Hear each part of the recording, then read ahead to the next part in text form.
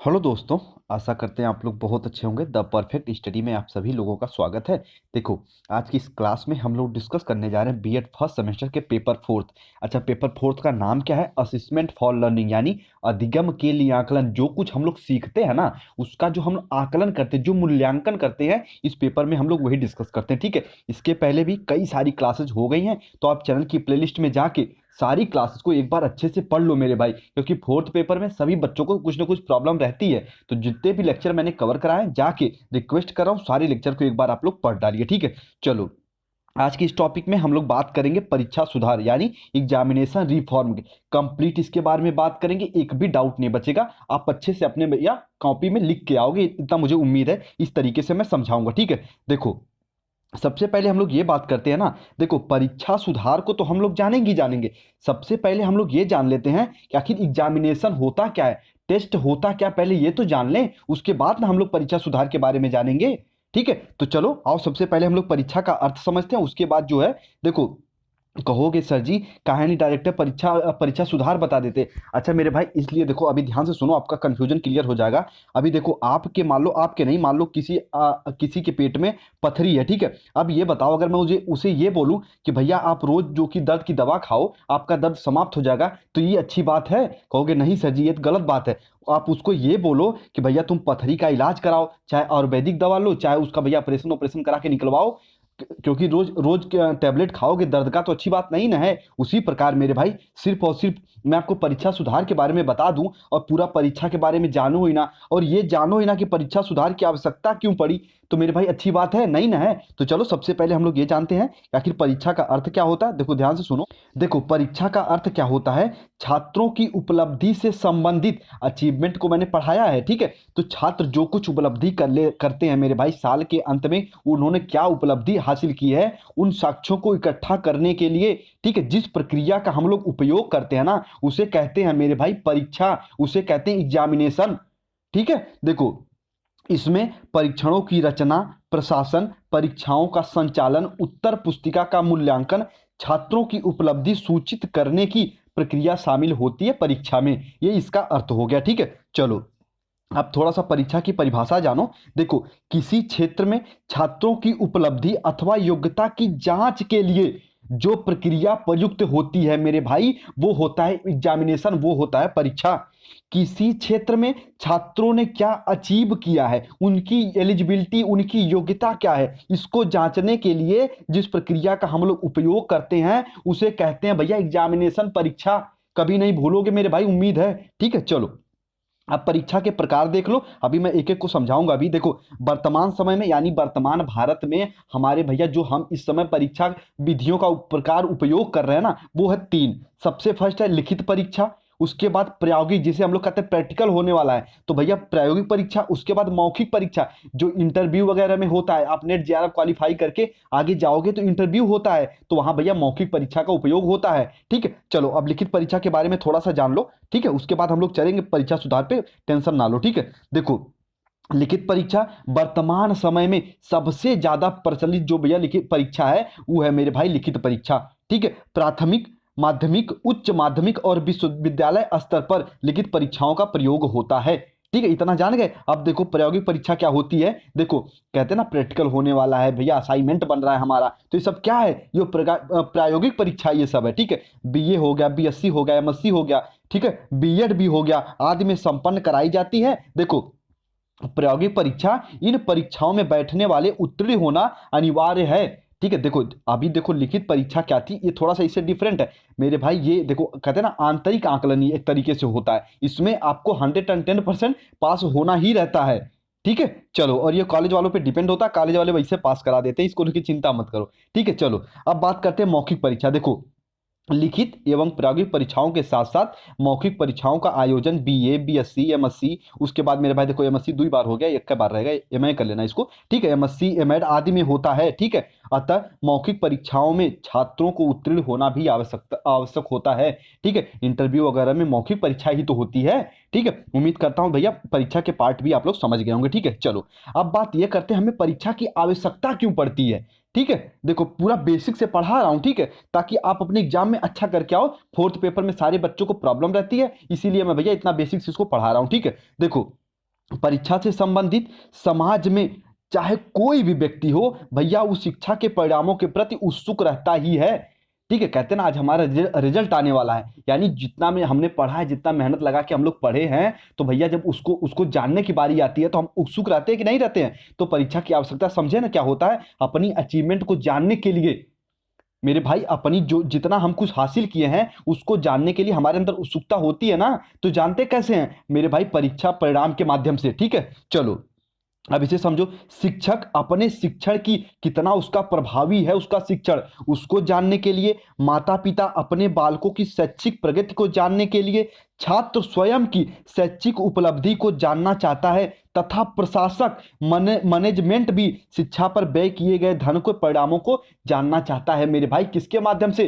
परीक्षा के माध्यम से। तो परीक्षा बहुत ज्यादा इंपॉर्टेंट है कि नहीं है? तो कहोगे सर जी है। ठीक है, चलो अभी देखो, उपर्युक्त जितने भी मेरे भाई कार्य हैं सबको शिक्षा द्वारा प्रयुक्त किया जाता है, यानी पूर्ण किया जाता है। वास्तव में परीक्षाएं शैक्षिक प्रक्रिया का दो कर्णधार है, एक होते हैं मेरे भाई शिक्षक और एक होते हैं छात्र। अब परीक्षा में शिक्षक और छात्र महत्वपूर्ण होंगे ना। अभी एक ठो गाड़ी, एक ठो दुचक्का है, उसमें सबसे ज्यादा महत्वपूर्ण क्या है? वैसे तो सारे पार्ट हैं, लेकिन आप बताओ उसमें तेल नहीं डालोगे तो भैया इस लीटर ईंट पाओगे नहीं ना। तो उसी प्रकार परीक्षा लेने जा रहे हो, वो में मास्टर साहब और छात्र नहीं है तो किसी का परीक्षा होगा नहीं ना। तो मेरे भाई परीक्षा में शिक्षक और छात्र दोनों इंपॉर्टेंट है, साथ साथ प्रश्न पत्रिका भी मेरे भाई इंपॉर्टेंट है। ठीक है, चलो ये दोनों क्रियाशील बनाते हैं एग्जामिनेशन को, परीक्षा को। ठीक है, देखो छात्र अधिक से अधिक परिश्रम कर सके, ठीक है, और शिक्षक इस कार्य में उसकी अधिक से अधिक सहायता प्रदान करे, ये होता है मेरे भाई मुख्य लक्ष्य एग्जामिनेशन का। ठीक है, देखो कैसे अधिक से अधिक शिक्षक उसमें सहायता प्रदान करेगा। अब छात्र को लाना था 40 नंबर, छात्र ने ला दिया मेरे भाई मान लो 20 नंबर, तो ये तो मेरे भाई परीक्षा के माध्यम से पता चल गया। अब छात्र उसकी हेल्प करेगा कि बच्चे ने कहाँ कौन सा क्वेश्चन गलत किया है। ठीक है, तो ये अधिक से अधिक हेल्प भी होगा। ठीक है, चलो उम्मीद करते हैं इतना चीजें समझे होंगे मेरे भाई। एग्जामिनेशन आपका नजदीक है, देखो ध्यान से मन लगा के अपने अच्छे से ईमानदारी के साथ जितने लेक्चर हो गए जाके पढ़ो। देखो आप अगर द परफेक्ट स्टडी से मेरे भाई, देखो ध्यान से सुन लो, एक बातें बता देता हूं पहले। द परफेक्ट स्टडी से अगर ये एक्सपेक्ट कर रहे हो कि हर 5 मिनट पे दम एक क्वेश्चन लाके आपको मेरे भाई एक वीडियो दे देना, तो मेरे भाई द परफेक्ट स्टडी ये नहीं करने वाला। ये आपके फ्यूचर के साथ खिलवाड़ नहीं करेगा। हम मानते हैं छोटा सा ही चैनल है, पर मेरे भाई आपके साथ 110% शुरू से दिल से लगा हुआ है। अपने बेस्ट से बेस्ट कंटेंट देने का ये वादा करता है द परफेक्ट स्टडी। ठीक है, तो मेरे भाई मैं यही कहना चाहूंगा, ईमानदारी के साथ जितने लेक्चर हो गए अगर आप पढ़ लिए तो मेरे भाई 70 के नीचे किसी बच्चे का नहीं आएगा। ठीक है, 70% हर स्टूडेंट लेके आएगा। जितने लेक्चर मैंने करा दिए हैं, जितने पीडीएफ शेयर किए हैं, सारे को अगर आप रिवीजन कर लिए तो ठीक है, अभी आने वाले क्लास में मैं बताऊंगा। ठीक है, जितने बच्चे ये कहते हैं सर हमें कॉपी कैसे लिखना है, ये वो मैं वो भी बताऊंगा। पहले चलो इसको समझो। देखो ये बताओ वर्तमान शिक्षा प्रणाली क्या है भारत में, ये पूछता भी है कि वर्तमान शिक्षा प्रणाली का उल्लेख करो या विस्तृत चर्चा करो। तो ये बताओ हमारे भारत में मेरे भाई जो अभी वर्तमान शिक्षा प्रणाली है ना, उसके बारे में थोड़ा सा जान लो। देखो हमारे यहाँ हर स्तर पर परीक्षाओं का संचालन शैक्षिक सत्र समाप्त होने पर किया जाता है। सहमत हो कि नहीं बताओ। देखो आप पूरे साल पढ़ते हो, 6 महीना पढ़े हो, लास्ट टाइम आपका एग्जाम हो रहा है, तो ये क्या हुआ कि मेरे भाई शैक्षिक सत्र के समाप्त होने पर ये हमारे यहाँ ये जो परीक्षा प्रणाली अपनाई जाती है कि लास्ट में आपका एग्जाम हो। ठीक है, लेकिन जो परीक्षा सुधार अभी पढ़ोगे उसमें ये कहा जाता है कि सतत आकलन हो, सतत परीक्षण हो, लगातार बच्चों को भैया लास्ट में बोझ ना दिया जाए, उनको हमेशा जो कि तैयार किया जाए। ठीक है, चलो तो देखो फर्स्ट पॉइंट इंपॉर्टेंट है, वर्तमान शिक्षा प्रणाली में नोट करके लिख लेना। ठीक है, चलो देखो सेकंड है मेरे भाई, परीक्षाएं अधिकांशतः वाय होती हैं। देखो कहते हैं ना बोर्ड एग्जाम आ गया, तो बोर्ड एग्जाम क्या, वहां पे टीचर का कोई रोल नहीं होता है। ठीक है, वहां पे एजेंसियां आपका जो कि एग्जाम कंडक्ट करवाती हैं, तो ये परीक्षाएं वाय होती हैं। ये अधिकांशतः मेरे भाई पूरे देश में लागू है। ठीक है, अर्थात शिक्षक अपने छात्रों के परीक्षा या उसके मूल्यांकन में प्रत्यक्ष रूप से शामिल नहीं होता है। एग्जामिनेशन हलवा में भैया आपका कोई मास्टरवा जो पढ़ाया रहता है जाता है, कहोगे सर जी वो नहीं जाते हैं। तो मेरे भाई ये हो गया वाय परीक्षा। ठीक है, चलो कुछ स्थानों पर आंतरिक मूल्यांकन का भी प्रावधान है। ठीक है, जैसे हमें मेरे भाई अभी देखो हमारे बीएड में 90 नंबर क्या होता है कि हमें भैया लाना रहता है एग्जाम की मेन परीक्षा से, और 10 नंबर क्या होते हैं हमारे सर हमारे कॉलेज वाले देते हैं। तो ये क्या हो गया, ये आंतरिक मूल्यांकन ही तो है। ठीक है, इतना समझते रहना मेरे प्यारे प्यारे भाई। चलो थर्ड पॉइंट पे चलो। कुछ विषय में प्रयोगात्मक परीक्षाओं और मौखिक परीक्षाओं को छोड़कर अधिकांश परीक्षाएं लिखित होती हैं। सहमत हो कि नहीं हो? जितने पॉइंट बता रहा हूँ वर्तमान शिक्षा प्रणाली में कहीं लिख लेना, रिक्वेस्ट कर रहा हूँ, ठीक है। कुछ विषय में प्रयोगात्मक परीक्षाओं और मौखिक परीक्षाओं को छोड़कर अधिकांश परीक्षाएं लिखित होती हैं, ठीक है। इतना चीज जानते रहना, ठीक है। सहमत हो, मुझे लगता है ये चीज आप समझ रहे हो, ठीक है। भावी शिक्षक हो आप भी। चलो, परीक्षाओं में पूछे गए अधिकांश प्रश्न निबंधात्मक होते हैं। देखो अभी मार चल रही है ना कि हमारा ऑब्जेक्टिव होगा कि सब्जेक्टिव होगा। मान के चलो सब्जेक्टिव होगा, अभी बता दे रहा हूं, ठीक है। देखो ये रहता है मेरे भाई, अधिकांश परीक्षाएं, चाहे हमारा मेरे हाई स्कूल हो गया, इंटर हो गया, बीए बीएससी ग्रेजुएशन, जिसमें भी निबंधात्मक रूप से होता है। लेकिन जो राम मनोहर लोहिया में देखे जाओगे ना, तो फर्स्ट ईयर में क्या होता है, ऑब्जेक्टिव टाइप में होते हैं, ठीक है। तो कुछ ये अपवाद होते हैं, लेकिन अधिकतर जो परीक्षाएं होती हैं वो मेरे भाई डिस्क्रिप्टिव में होती हैं, ठीक है। चलो, जिनका जिनका उत्तर विद्यार्थी विस्तृत रूप में देता है, ठीक है। चलो, इन फोर्थ पॉइंट को भी समझ चुके, अगले पॉइंट को समझो। वर्तमान शिक्षा प्रणाली को हम समझ रहे हैं कि भारत में वर्तमान शिक्षा प्रणाली क्या चल रही है। देखिए, इन परीक्षाओं में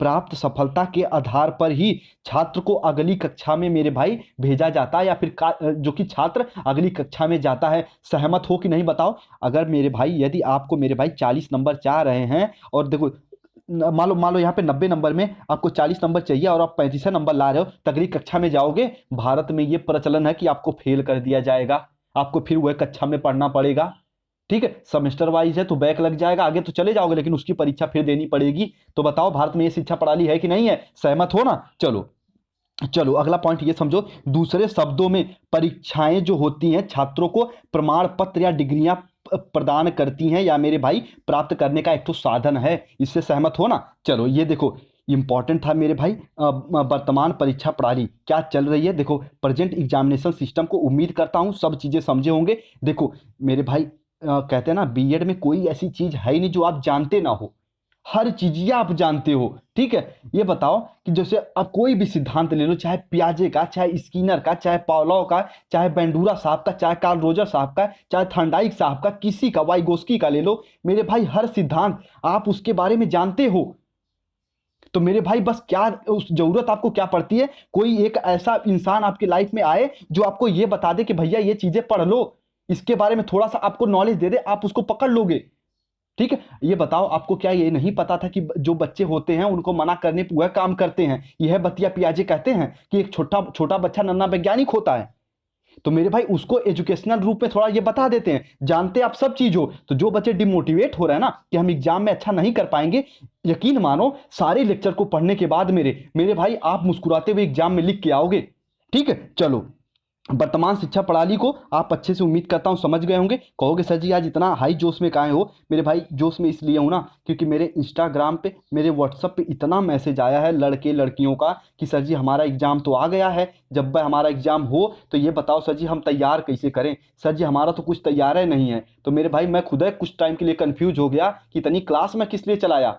लेकिन ये कुछ है बच्चे हैं जो रेगुलर क्लास नहीं करते हैं, जो रेगुलर क्लास करते हैं मुझे उम्मीद है उनका एक भी ऐसा मैसेज नहीं मैं देखा कि सर मुझे एक भी क्लास समझ में नहीं आई। वो उनका यही है कि भैया कोई क्वेश्चन पूछ ले रहे हैं, कोई स्क्रीनशॉट भेज रहे हैं कि सर जी इसके बारे में थोड़ा सा बता दो, ठीक है। चलो, इसलिए मेरे भाई जो नए हो आपसे रिक्वेस्ट कर रहा हूं, ठीक है। इतना मैं ज़्यादा बात नहीं करता अपने लेक्चर में, लेकिन मेरे भाई आज थोड़ा सा है कि बच्चे परेशान हैं तो मैं उनको थोड़ा सा बताना चाह रहा हूं, ठीक है, कि आप अच्छे से पढ़ो, एक बार सारे लेक्चर को जाके पढ़ो, ठीक है। चलो देखो, वर्तमान शिक्षा प्रणाली के कुछ भैया दोष भी होते हैं। कहते हैं ना अगर किसी व्यक्ति में 100% अच्छाइयाँ तो हो नहीं सकती, एक 2% उसमें भाई नेगेटिव पॉइंट तो होंगी। तो उसी बात भैया देखो, वर्तमान परीक्षा प्रणाली में कुछ दोष भी हैं। जैसे चलो फर्स्ट पॉइंट समझो, निबंधात्मक प्रश्नों की अधिकता के कारण छात्रों को उत्तर देने के लिए मेरे भाई काफी विकल्प मिल जाते हैं। इसे अभी मैं समझाऊंगा, ठीक है। उसके बाद जो परीक्षक होते हैं ना मेरे भाई, वो अपने स्वयं के नॉलेज पे कॉपी को चेक करते हैं, जो एक तरीके से मेरे भाई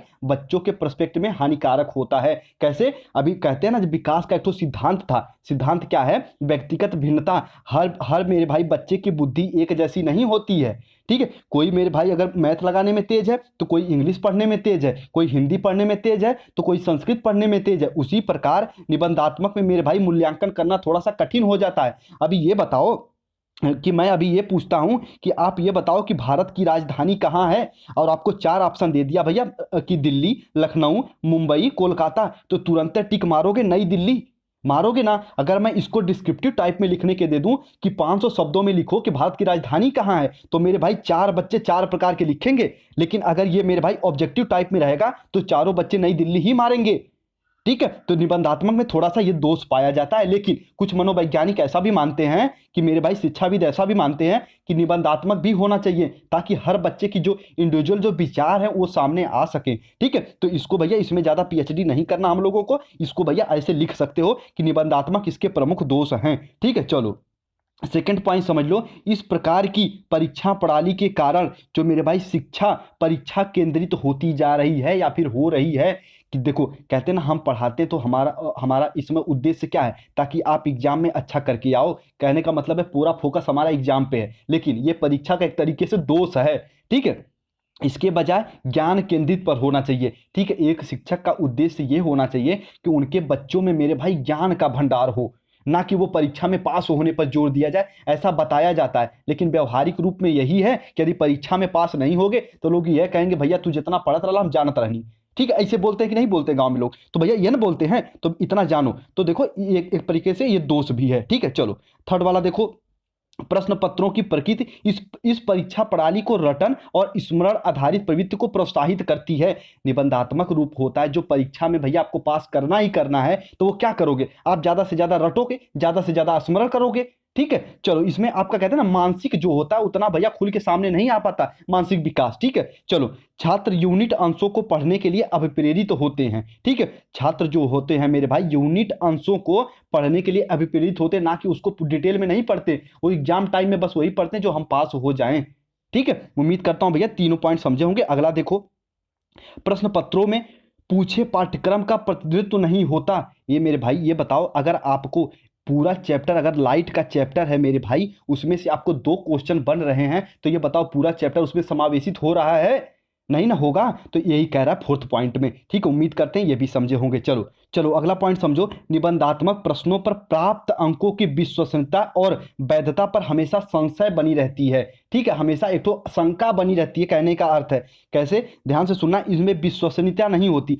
वही ऊपर जो मैंने बताया था कि अगर 4 बच्चों को मेरे भाई भारत की राजधानी के बारे में लिखने को कहोगे, तो भैया वो 4 प्रकार से लिखेंगे। सबसे पहले वो कहेंगे कोलकाता थी, उसके बाद भैया आगरा वगैरह से होते हुए तब नई दिल्ली तक पहुंचेंगे, मुगल उगल काल को सबको समेटेंगे। कुछ ठौरे खाली सीधे लिख देंगे कि भारत की राजधानी नई दिल्ली है, कुछ लोग भैया उसको पूरा लंबा चौड़ा बना के लिखेंगे। तो इसकी की विश्वसनीयता और वैधता नहीं होती। लेकिन जो मेरे भाई ऑब्जेक्टिव होते हैं वो उसमें विश्वसनीयता और वैधता दोनों होती है, क्योंकि कोई भी प्रश्न पूछा जाए, आपको 4 ऑप्शन है तो 4 तो सही होंगे नहीं, तो एक न होगा। तो इस प्रकार से मेरे भाई इसमें थोड़ा सा विश्वसनीयता का कमी होती है निबंधात्मक में। ठीक है। चलो ये इसके थोड़ा सा दोष है, इसको जानते रहो। ठीक है। अभी परीक्षा सुधार पे चलेंगे अपने मूल टॉपिक पे। ठीक है। पहले इतना समझो। देखो इस प्रकार की परीक्षा के प्रश्नों को आउट होना, परीक्षकों तक सिफारिश आदि का मेरे भाई संभावना अधिक रहती है। ठीक है। निबंधात्मक जो प्रश्न होते हैं उनका आउट हो जाना, और मेरे भाई जो आपके एग्जामिनर हैं उनके पास सिफारिश जाती है कि हमने लड़का लड़की को थोड़ा पास करा दो, तो क्या होता है, ये आउट होने की संभावना रहती है। लेकिन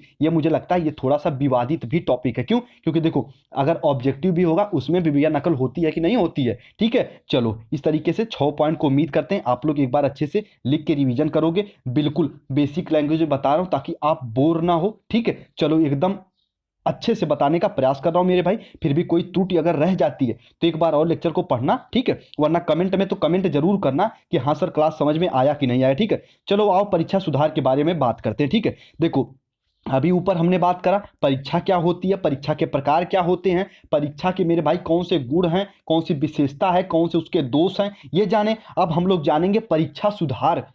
ठीक है। चलो देखो सबसे पहले ये बात करेंगे परीक्षा सुधार की आवश्यकता ही क्यों पड़ी।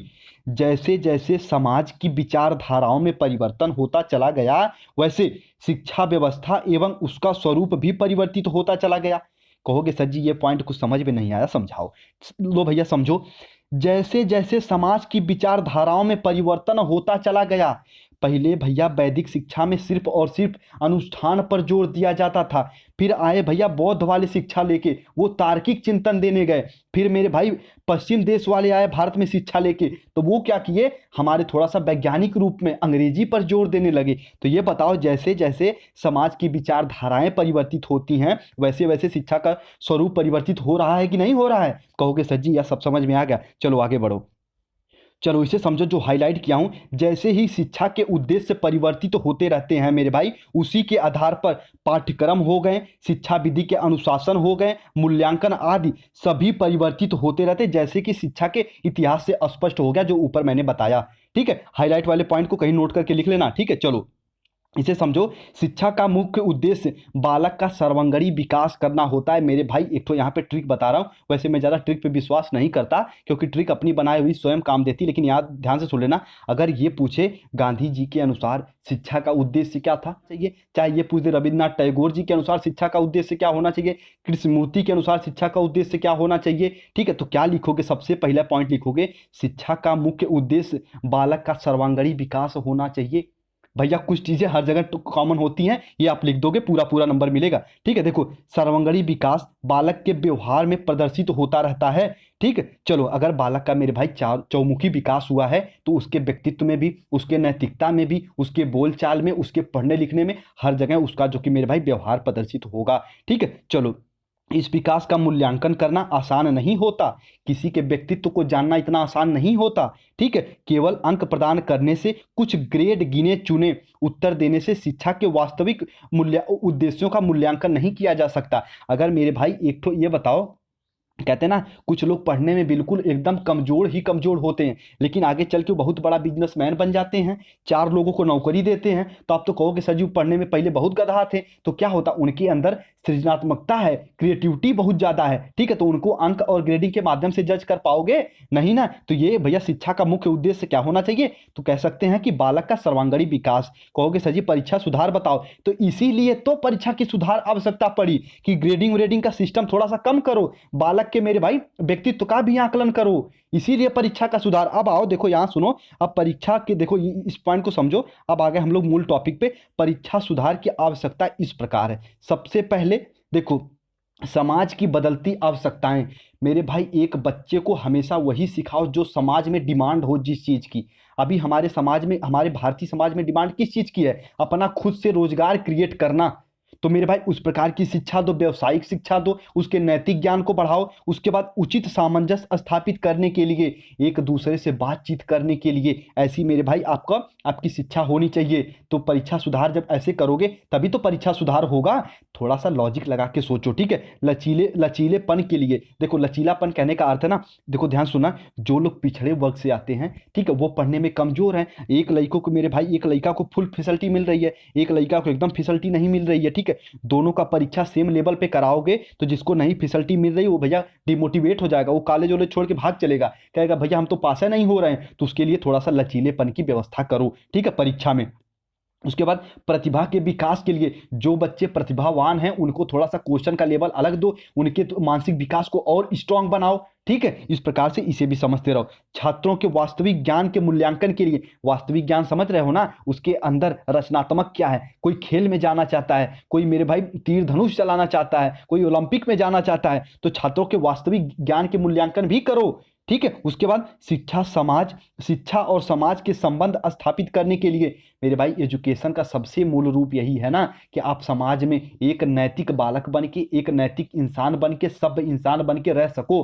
ठीक है, किसी के कहते हैं ना कि एक इंसान वही होता है जो दूसरों को दुख को देखकर थोड़ा सा दुखी हो जाए, उसकी भी आंखें नम हो जाएं।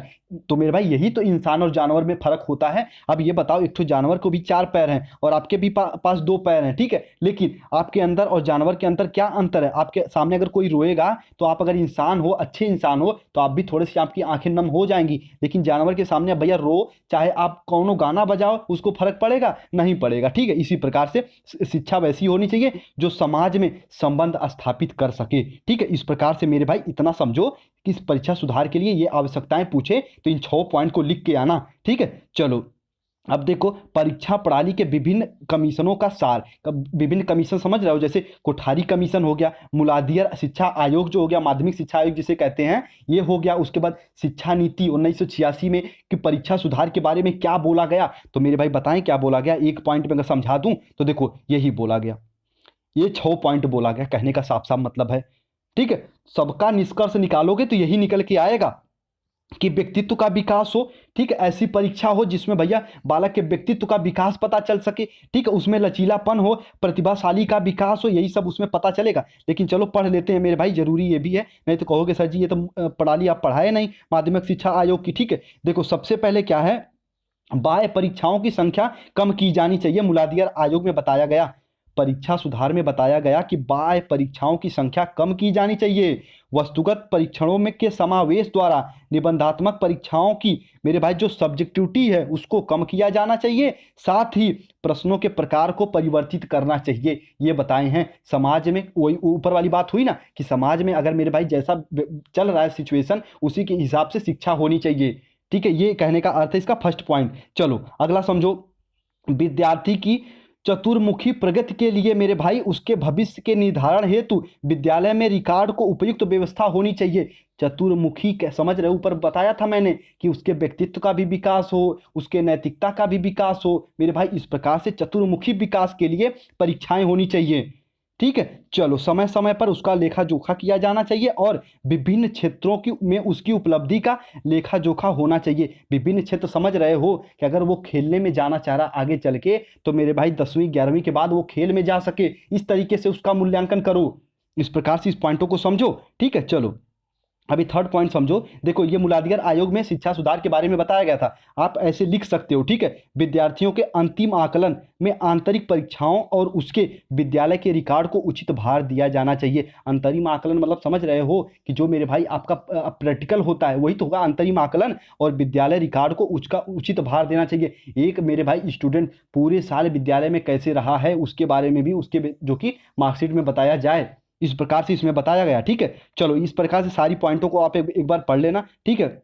उसके बाद देखो आंकिक अंकन की अपेक्षा प्रतीकात्मक अंकन को अपनाना चाहिए जब विद्यार्थी बाह्य और आंतरिक परीक्षाओं का मूल्यांकन किया जाए, ठीक है। देखो प्रतीकात्मक मतलब समझ रहे हो, उसको ग्रेड व्रेड दे दो यार, ऐसा मत बोलो कि तुम उसको एक तो अप्रॉक्स बताओ ताकि वो डिमोटिवेट ना हो और ज़्यादा मेरे भाई वो उसका मन भी ना बढ़े, ठीक है। इस प्रकार से इसको अपनाना चाहिए। उसके बाद सेकेंडरी स्कूलों के पाठ्यक्रम पूरा होने पर पब्लिक परीक्षाएं होनी चाहिए, ठीक है। यहाँ पे के कट होना चाहिए, थोड़ा सा मेरे भाई टाइप करने में हल्का सा मिस्टेक हो जाती है, ठीक है। सेकेंडरी स्कूल के पाठ्यक्रम पूरा होने पर पब्लिक परीक्षाएं होनी चाहिए, ठीक है। प्रमाण पत्र प्रदान करने के में मेरे भाई पब्लिक स्कूल की विभिन्न विषयों में प्राप्तांक अतिरिक्त, ठीक है, विषयों में स्कूल परीक्षण के अंक भी शामिल किए जाने चाहिए तथा विद्यालय के रिकॉर्ड का सार उल्लेख होना चाहिए, ठीक है। जो फर्स्ट पॉइंट आई थिंक था उसमें थोड़ा सा डिस्क्रिप्टिव टाइप में लिख दिया, ठीक है। चलो इसका जो है कि मेरे भाई मूलाधिकार आयोग के बारे में इतना इन्होंने बताया था परीक्षा सुधार के बारे में, ठीक है। एक बार पीडीएफ शेयर करूंगा जिसको आप पढ़ लेना। कोठारी कमीशन में ज़्यादा कुछ इसके बारे में नहीं बताया गया, जो भी बताया गया वो नई शिक्षा नीति में अडॉप्ट कर लिया गया, यानी 1986 वाली में उसको अडॉप्ट कर लिया गया, ठीक है। देखो अगला पॉइंट है मेरे भाई शिक्षा आयोग, जो बताया था शिक्षा आयोग परीक्षा सुधार के बारे में कोठारी साहब, दौलत राम कोठारी साहब शिक्षा आयोग दिए थे ना, राष्ट्रीय शिक्षा आयोग में ये की कमेटी बनी थी और 1966 में अपनी रिपोर्ट पब्लिश की। पूरा बेसिक से लेक्चर पढ़ाया हूँ, जाके मेरे भाई चैनल की प्लेलिस्ट में पढ़ लीजिएगा, ठीक है। चलो इन्होंने परीक्षा के बारे में क्या बताया, देखो परीक्षा सुधार के बारे में आयोग के अनुसार यानी राष्ट्रीय शिक्षा आयोग के अनुसार प्रत्येक स्तर पर मूल्यांकन हेतु सतत प्रक्रिया होनी चाहिए। एक बार अंतिम में ये नहीं कि पूरे साल पढ़ाओ और लास्ट में परीक्षा ले लो, लड़का मेरे भाई टेंशन में टेंशन रहे, नहीं, सतत प्रक्रिया होनी चाहिए। उस हिसाब पे उसको जो है कि उसका आकलन और मूल्यांकन करो, ठीक है, जिससे छात्रों के मूल्यांकन पूरे वर्ष चलना चाहिए, ठीक है। चलो इस प्रकार से देखो फर्स्ट पॉइंट है, इनमें आंतरिक मूल्यांकन को विशेष महत्व दिया जाना चाहिए, ठीक है। देखो कक्षा 1 से 4 तक छात्रों का मूल्यांकन केवल आंतरिक होना चाहिए, उनको भैया किसी एग्जाम हॉल में मत बैठाओ, नहीं तो वैसे छोड़ के बद लड़के होते हैं और कंफ्यूज हो जाएंगे, ठीक है। तथा प्राथमिक स्तर के अंत में जिला स्तर तथा वाय परीक्षाओं की व्यवस्था जिला तथा शिक्षा अधिकारी द्वारा की जानी चाहिए, कोई किसी के साथ भेदभाव नहीं किया जाना चाहिए, ठीक है। इस प्रकार से थर्ड और फोर्थ पॉइंट आप लोग पढ़ लीजिएगा, इसमें कुछ है नहीं। देखो बता ही देता हूं, छात्रों की जिन उपलब्धियों का मूल्यांकन लिखित परीक्षाओं द्वारा संभव न हो उनका मापन मौखिक और प्रायोगिक परीक्षाओं द्वारा किया जाना चाहिए, ठीक है। देखो फोर्थ पॉइंट है आंतरिक मूल्यांकन में संचयी अभिलेख को बोर्ड कई परीक्षाओं में ग्रेड प्रणाली को महत्व देना चाहिए। ग्रेडिंग मैंने बताया था ना, जिसमें मेरे भाई किसी अंक का प्रयोग नहीं करते, वही तो होती है ग्रेडिंग प्रणाली, ठीक है। चलो उम्मीद करता हूँ ये भी समझे होंगे। अब देखो देखो राष्ट्रीय शिक्षा नीति में परीक्षा सुधार के बारे में क्या बताया गया इसको आप लोग एक बार रीड करिएगा, उसके बाद इसका व्यवहारिक रूप क्या निकल के आता है मैं एक बार इसको ये बताता हूँ। देखो फर्स्ट पॉइंट है संयोग और आत्मगतता के तत्व की अधिकता को हटाना चाहिए। उसके बाद स्मृति पर अधिक महत्व न देना चाहिए। स्मृति पर अधिक महत्व न देना चाहिए कहने का अर्थ है बालक को रटे रटाए ज्ञान का परीक्षा नहीं लेना चाहिए, हमेशा उसको मेरे भाई कुछ रचनात्मक प्रश्नों को उसके सामने देना चाहिए। ये बताए थे 1986 की रिपोर्ट में, ठीक है। देखो थर्ड पॉइंट क्या है, ध्यान से सुनो। सतत और व्यापक मूल्यांकन जिसमें शैक्षिक और अशैक्षिक शिक्षा के दोनों दोनों क्षेत्रों का समावेश होना चाहिए, ऐसे प्रश्न को तैयार करो। उसके बाद देखो फोर्थ पॉइंट है अध्यापकों, विद्यार्थियों और अभिभावकों द्वारा मूल्यांकन की प्रक्रिया का मेरे भाई प्रभावी रूप से उपयोग किया जाना चाहिए। और फिफ्थ पॉइंट है परीक्षाओं के संचालन में सुधार किया जाना चाहिए। ये बताया गया था 1986 में परीक्षा सुधार कैसे हो सकता है। उसके बाद सिक्स पॉइंट है शैक्षिक सामग्री और विधि विधान का सहगामी प्रयोग किया जाना चाहिए या फिर सहगामी परिवर्तन किया जाना चाहिए। उसके बाद देखो सिक्स और एट पॉइंट इंपॉर्टेंट है, ठीक है। सेकेंडरी स्तर पर सेमेस्टर पद्धति का निर्देशन या फिर सेमेस्टर पद्धति लागू करनी चाहिए। उसके बाद मेरे भाई उसके आगे जो है अंकों के स्थान पर ग्रेड का प्रयोग करना चाहिए। ग्रेडिंग दो, बच्चों को अंक दे, अंक मत दो, ठीक है, उनको ग्रेडिंग दो, एक अप्रोक्स नंबर दो, ठीक है। चलो इसके आगे देखो ध्यान से जो नोट करके लिखा हूं मेरे भाई, रिक्वेस्ट कर रहा हूं इस पॉइंट को समझो, आपका सब कॉन्सेप्ट क्लियर हो जाएगा। 1986 में परीक्षा सुधार के बारे में या फिर कोठारी कमीशन में परीक्षा सुधार का मुख्य लक्ष्य क्या था, इसे समझो। जो हाईलाइट करके लिखा हूं देखो नोट में क्या लिखा हूं, परीक्षा सुधार का मुख्य लक्ष्य परीक्षाओं की विश्वसनीयता और वैधता, दोनों इंपॉर्टेंट शब्द हैं, दोनों पे सेपरेट लेक्चर भी है, जाके उसे पढ़ लेना। विश्वसनीयता क्या होती है और वैधता क्या होती है, ठीक, को सुधारना तथा मूल्यांकन को भी अच्छे से पढ़ाया हूं। मूल्यांकन को एक सतत प्रक्रिया बनाना जिसका उद्देश्य मेरे भाई विद्यार्थी के उपलब्धि स्तर को सुधारना और उसमें सहायक होना, बजाय किसी समय विशेष के निष्पादन आधार पर प्रमाण पत्र प्रदान करने के लिए, ठीक है। इतना इंपॉर्टेंट है, उम्मीद करता हूं समझ गए होंगे कि परीक्षा सुधार का मुख्य लक्ष्य क्या होना चाहिए मेरे भाई, विश्वसनीयता, वैधता, सतत मूल्यांकन और विद्यार्थी के मेरे भाई बुद्धि को एक नंबर मत दो, ठीक है, उसका ग्रेडिंग का प्रयोग करो, साथ साथ उसके मेरे भाई सहायता दो, उसको आगे बढ़ाओ, थोड़ा सा उसको इन्फ्लुएंस करो, उसको उकसाओ कि आप अच्छे नंबर ला सकते हो, ठीक है। चलो अब देखो यहाँ पे एक तो प्रणाली आती है राष्ट्रीय फोकस समूह, ठीक है, नेशनल फोकस ग्रुप्स क्या कहते हैं, एग्जामिनेशन सिस्टम रिफॉर्म के बारे में, ये इंपॉर्टेंट है, इसे भी आप लोग लिखना, ठीक है। अगर इसे लिखते हो तो मेरे भाई पूरा पूरा नंबर मिलेगा, आधे से ज़्यादा बच्चे इसको पढ़ते ही नहीं हैं, ठीक है। देखो ध्यान से सुनो, फोकस समूह के परीक्षा व्यवस्था में संरचनात्मक तथा मेरे भाई प्रक्रियात्मक परिवर्तनों हेतु जो सुझाव दिए गए उसका सार नीचे दिया जा रहा है, ठीक है। इन पॉइंटों को समझ लो। देखो प्रत्येक शिक्षा क्षेत्र संस्थाएं, उदाहरण के लिए चाहे वो मेरे भाई अनियंत्रित विधि हो चाहे औषधि विधि हो, एक दूसरे के साथ मिलकर पूरे देश के लिए प्रवेश परीक्षा की रूपरेखा तैयार करे, ठीक है। इन पॉइंटों को आप लोग लिखना, ठीक है। चलो 10वीं कक्षा की बोर्ड परीक्षाओं को शीघ्र ही ऐच्छिक बनाया जाए। ऐच्छिक मतलब समझो अपनी इच्छा के अनुसार, ठीक है। 10वीं अब देखो जो अगला पॉइंट आ रहा है वो इंपॉर्टेंट है, ठीक है, इसको हाईलाइट करना मैं भूल गया पर इसको आप नोट करके लिख लेना। 10वीं कक्षा के विद्यार्थी को जो उसी स्कूल में 11वीं कक्षा की पढ़ाई जारी रखना चाहता है उन्हें बोर्ड के प्रमाण पत्र की आवश्यकता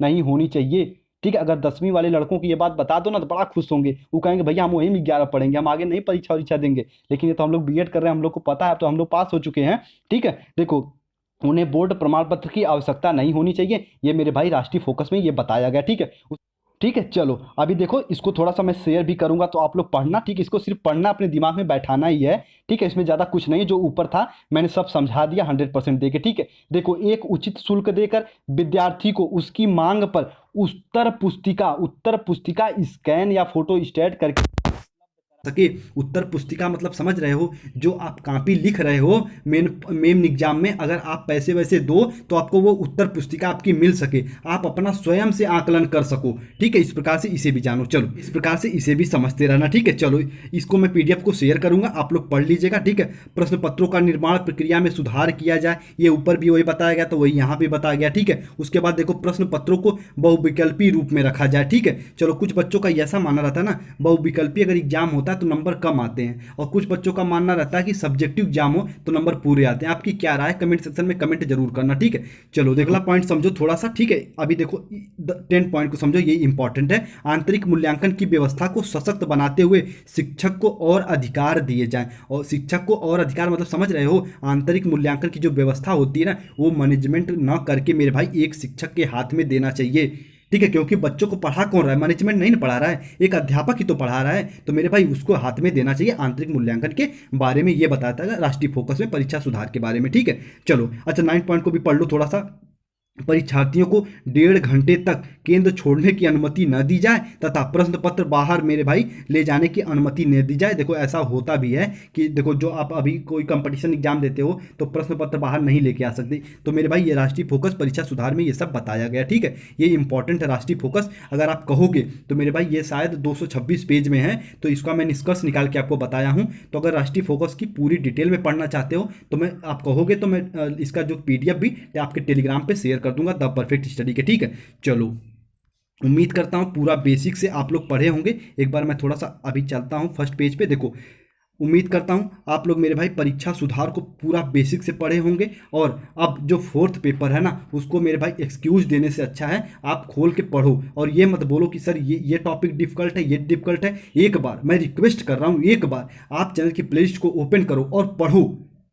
मुझे उम्मीद है सारे क्वेश्चन आपको अपने आप आने लगेंगे। मैंने हर टॉपिक को कवर किया है, हर टॉपिक को टच किया है, ठीक है, जितना आपके लिए सफिशियंट है, ठीक है। चलो उम्मीद करता हूँ मेरे भाई आप लोग बिल्कुल अच्छे से समझे होंगे परीक्षा सुधार के बारे में। पूरा बेसिक से लेके इसको बताने का प्रयास किया हूँ, ठीक है। चलो इसका PDF मैं टेलीग्राम पे शेयर जल्दी कर दूंगा, थोड़ा सा इसमें करेक्शन और एडिट करके, ठीक है। चलो अपना ख्याल रखो और अच्छे से पढ़ाई करते रहो। और हाँ, आपके मन में अगर कोई डाउट कोई कन्फ्यूजन लगे तो इंस्टा ID पे जुड़ जाना। नहीं चलाते हो तो मेरे भाई चलाना भी मत, क्योंकि एक बार एक रील चलाना शुरू कर दोगे ना तो कब आधा घंटा निकल जाएगा पता तक नहीं चलेगा। तो नहीं चलाते हो तो चलाना भी मत। अगर चलाते हो तो अगर आपके मन में कभी कोई डाउट लगे तो पूछ सकते हो, ठीक है। चलो आपको मेरे भाई इसका PDF टेलीग्राम चैनल पर बिल्कुल मिल जाएगा। इसके पहले भी सारे PDF वहाँ पे हैं, तो नए हो चैनल पर तो आप जाके ले सकते हो, ठीक है। चलो अगर चैनल पर नए हो तो मेरे भाई चैनल को सब्सक्राइब करके जुड़ जाओ। पहले से जुड़े हो तब तो आप मेरे भाई द परफेक्ट स्टडी के प्यारे मेंबर हो ही। और हाँ, जो बच्चे अभी जुड़ रहे हैं पहले से जुड़े हो तो एक बार चैनल को अपने फ्रेंड सर्कल तक शेयर करो। द परफेक्ट स्टडी मेरे भाई आपको बेस्ट से बेस्ट कंटेंट प्रोवाइड करने का हमेशा वादा करता रहता है, ठीक है। चलो उम्मीद करते हैं सारी चीज़ें समझे होंगे अपने नेक्स्ट क्लास में। तब तक अपना ख्याल रखो और हाँ अच्छे से पढ़ाई करते रहो, ठीक है। चलिए।